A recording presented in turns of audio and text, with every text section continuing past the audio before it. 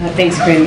When the president was asked yesterday about Arab Americans not wanting to vote for him over Gaza, his response was to point to former President Trump's travel ban on Muslim-majority nations.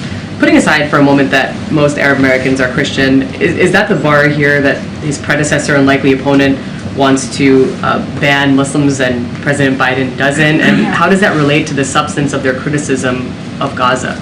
So look, I want to be really careful because there's a mix of upcoming election in your question in 2024. Look, I would look at, and I really want to be mindful here and careful. I think what the president was doing was trying to give a reminder of where we were before, right? What it looked like before in the last 4 years in the last administration. You have a president that has been very clear in protecting Arab Americans or any communities that are under attack, any communities that have felt left behind. And so he is, I think his record and what he's been trying to do for folks here in this country, all communities, including the Arab American community, is very, very clear.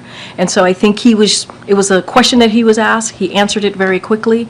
It probably, he thought of it as obviously asked in a political way, and so that's where he went.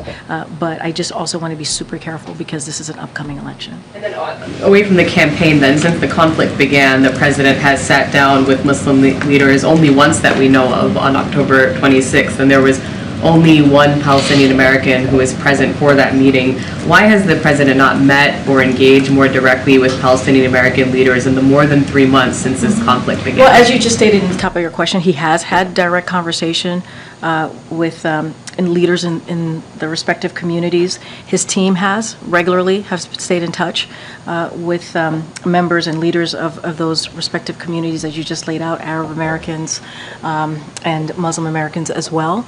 And so those conversations are obviously very important. I don't have anything to read out or lay out of any upcoming discussions with those leaders in those communities. But he's had direct conversation. He's had listened to them.